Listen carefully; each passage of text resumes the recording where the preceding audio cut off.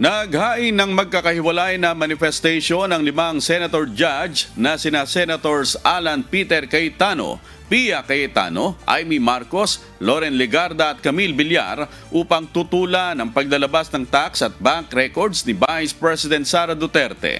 Ang pagtutol ay kasunod ng desisyon ni Senate Impeachment Court Presiding Officer Francis Chis Escudero na maglabas ng subpoena sa Bureau of Internal Revenue o BIR at Anti-Money Laundering Council o AMLC. Ipiniliwanag naman ni Impeachment Court spokesperson Attorney Reginald Tongol na walang nakasaad na motion for reconsideration sa mga alituntunin ng Senate Impeachment Court kaya kailangan gumamit ng iba pang legal remedy kung may tututol sa pasya.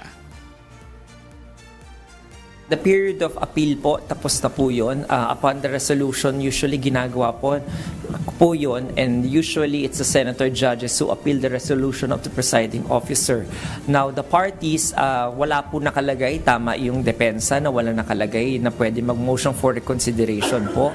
At kung hindi po inilalagay yung recourse na yon, then they have to find another recourse in the suppletory rules po of court regarding the issuance of the subpoena.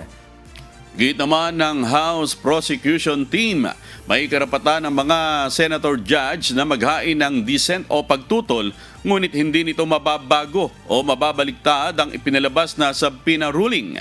Nakadakdang pagdesisyonan pa ng korte kung ang mga hinihinging dokumento ay tatanggapin bilang ebidensya sa paglilitis.